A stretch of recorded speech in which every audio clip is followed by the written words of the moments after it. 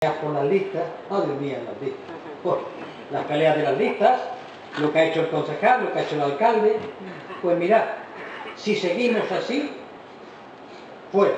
Os voy a poner el ejemplo de dos, por no irme más a la izquierda, puede que lo diga también, de dos fuerzas políticas que sí son partidos de masas.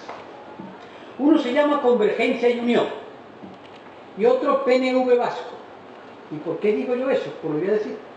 Porque en la sede de Convergencia y Unión en Cataluña y en la sede del PNV Vasco, los Bachoquis, los vecinos del barrio van allí a preguntar de cosas y ellos le dan su idea. Ellos movilizan a la gente, esos que son partidos de masas. Los que no solamente actúan en las instituciones, sino que actúan en la calle, simultaneando, sabiendo estar con una pierna, un pie en un sitio y con otro pie en el otro, haciendo todos los días la síntesis. Me diréis, ¿qué dolor de cabeza? Pues sí, pero si estamos aquí es porque tenemos dolor de cabeza y lo queremos tener. Esto no es un sitio que nos hayan obligado, estamos en la izquierda y esta tarea es tremenda. Saber simultanear. Mirad, los hombres y mujeres que mandamos a las instituciones tienen dos deberes. Uno, administrarlas, y otro, negarlas. En virtud de eso, la participación ciudadana. Que el alcalde, que no es tuyo el ayuntamiento, que no lo pariste tú, que el ayuntamiento viene de muchos siglos y tiene su rutina y tenemos que cambiarlo, hay que administrarlo y cambiarlo, las dos tareas.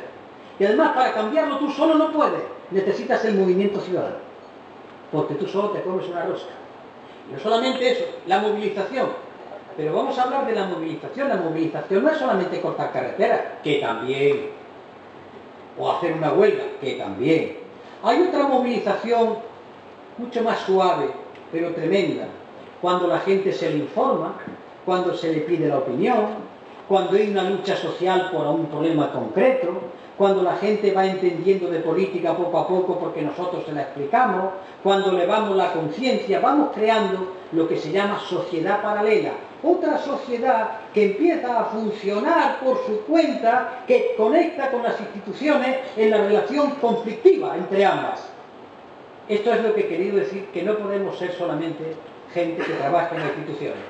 Octavo y penúltimo. Somos una organización republicana. Y vamos a hablar claro.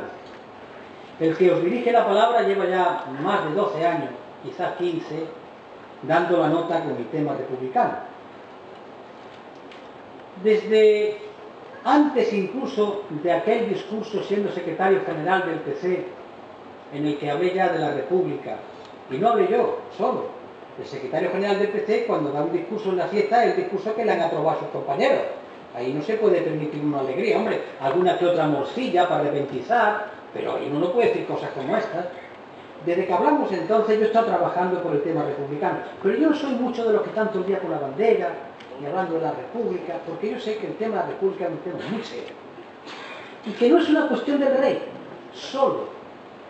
Estamos todo el día encelados con el rey. El rey tiene tarea aparte, del cual habría que decir muchas cosas. Pero si no hacemos republicanos y republicanas, ¿qué república vamos a tener aquí?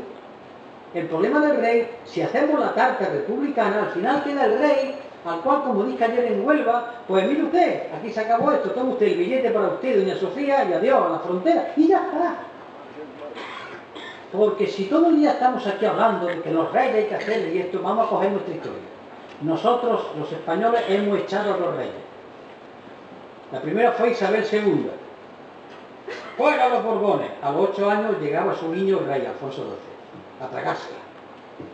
Y al siguiente que echamos fue Alfonso XIII. Y a las décadas después nos hemos tragado a su nieto. De modo que no seamos tan tremendistas con las palabras. Creemos conciencias republicanas que respetan la legalidad. Yo tengo una conferencia que hablo de esto y doy 7 características concretas de lo que debe ser la república, concretas. Y Izquierda Unida no vale que diga, no, tenemos una cultura republicana, que no.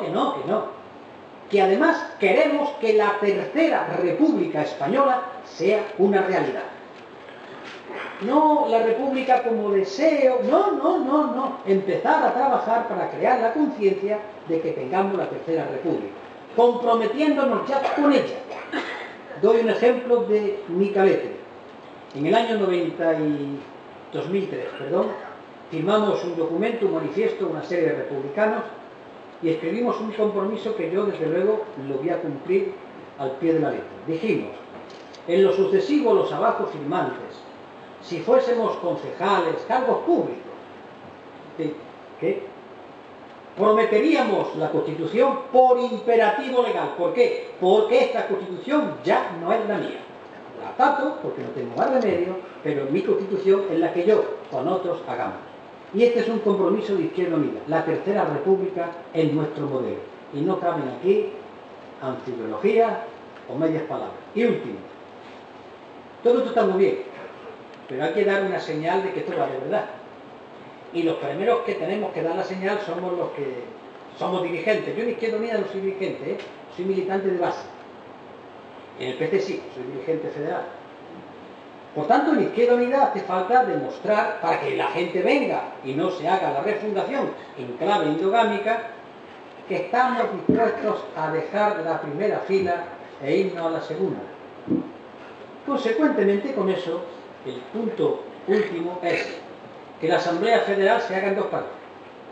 Y en la primera, lo digo a título indicativo, porque hay sitios en los que no se puede cambiar, y a la gente, si no quiere cambiar su dirigente, que no lo cambie. Pero hombre, yo apelo a los dirigentes. Yo me fui de dirigente en el año 2000, y a mí nadie me podrá acusar de que no trabajo por Izquierda Unida por el partido, porque es que si no, hombre, digo cuatro cosas en la calle, le saco las carpetas.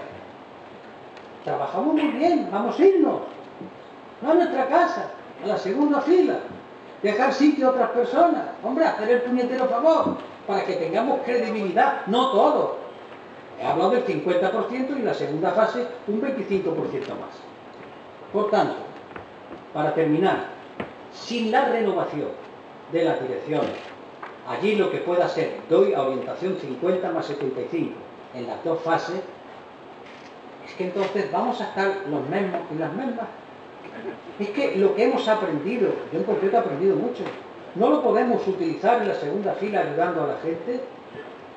¿O es que yo lo que estoy haciendo, que soy un dirigente del PC, que estoy en segunda fila, es que no estoy trabajando?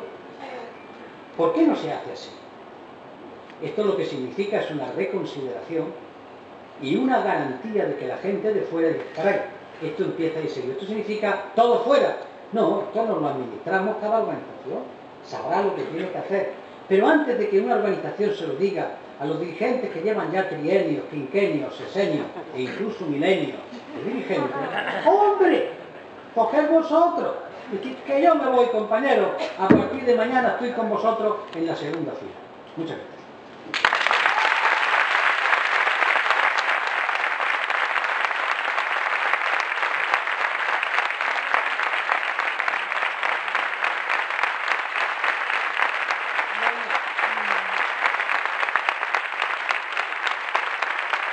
Deciros que